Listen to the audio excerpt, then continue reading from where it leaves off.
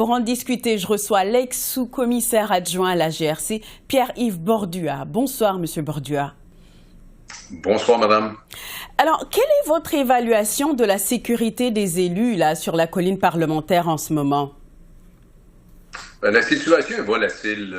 On n'a qu'à penser aux derniers événements impliquant, par exemple, le leader du nouveau Parti démocratique, M. Singh, mais on n'a qu'à penser, par exemple, à Mme Freeland, qui a été, à plusieurs occasions au cours de la dernière année, approchée par des individus.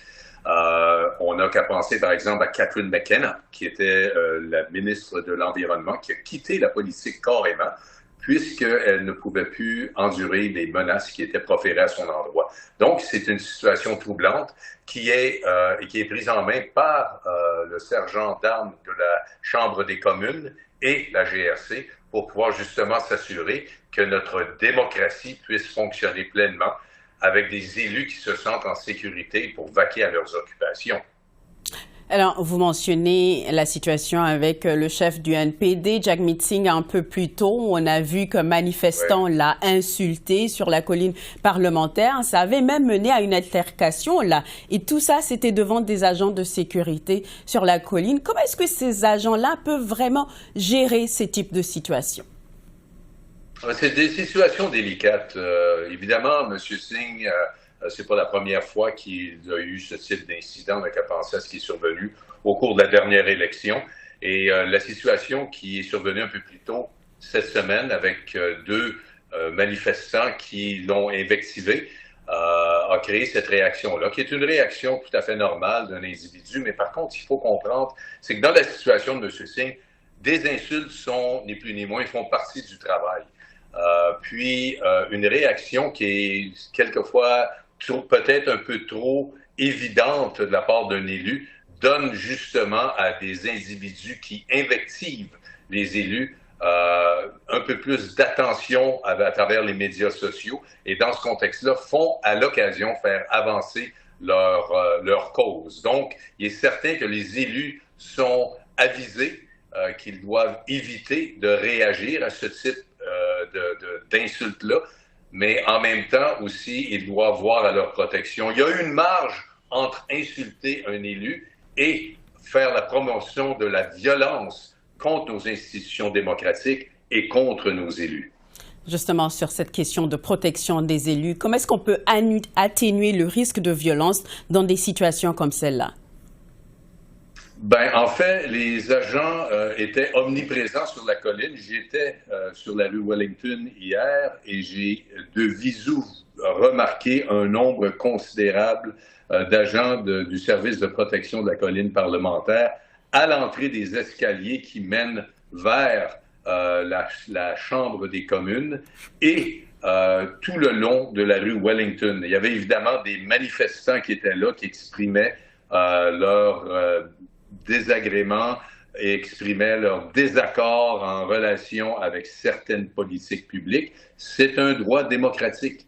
Mais là s'arrête le droit démocratique. Lorsqu'on fait la promotion de la violence, dans ce contexte-là, il est certain que la présence, par exemple, d'agents sur la colline parlementaire en de très grand nombre hier est un élément dissuasif pour ces manifestants-là d'aller un peu trop loin.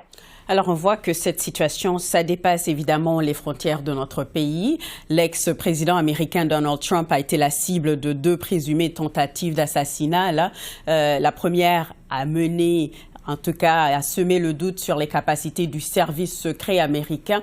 Quels sont les défis des services de sécurité là pour protéger les élus? On sait qu'on vit dans un contexte de polarisation grandissante là dans l'opinion publique.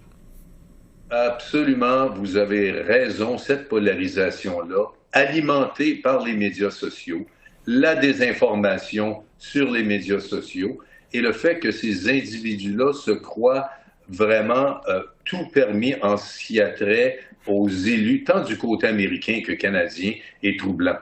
Une statistique intéressante qui a été mentionnée par le sergent d'armes de la Chambre des communes au mois de mai cette année en commission parlementaire, c'est l'augmentation critique du nombre de menaces contre les élus, ces menaces-là étant, à travers les médias sociaux en ligne, un nombre faramineux au cours des 5 dernières années, depuis 2019 à 2024, une augmentation de 800%.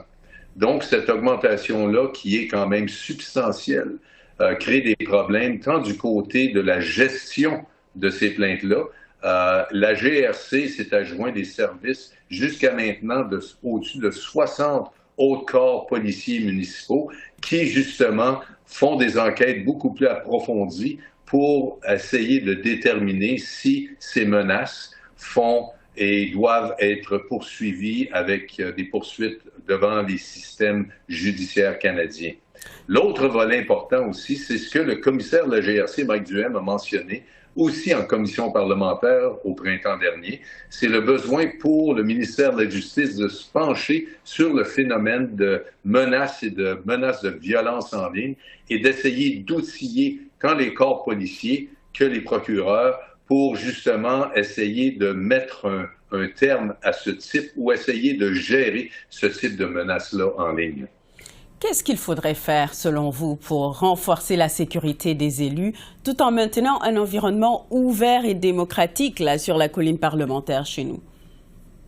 Et c'est exactement là qui est le point sensible, c'est que les élus souhaitent projeter l'image de personnes qui sont accessibles, de personnes qui sont prêtes à écouter, mais en même temps, tout le contexte de volatilité sociale qu'on a présentement au Canada fait que nos élus se sentent un peu moins en sécurité pour vaquer à leurs occupations.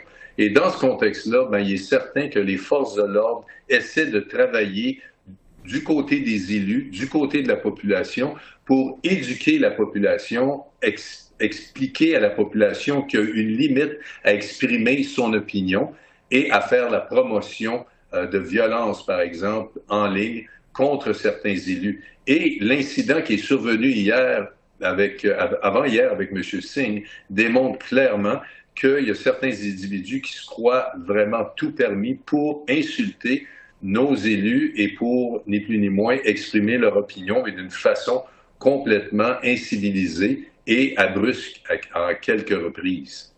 Pierre-Yves Bordua, merci beaucoup. Ça m'a fait plaisir. Bonne fin de journée.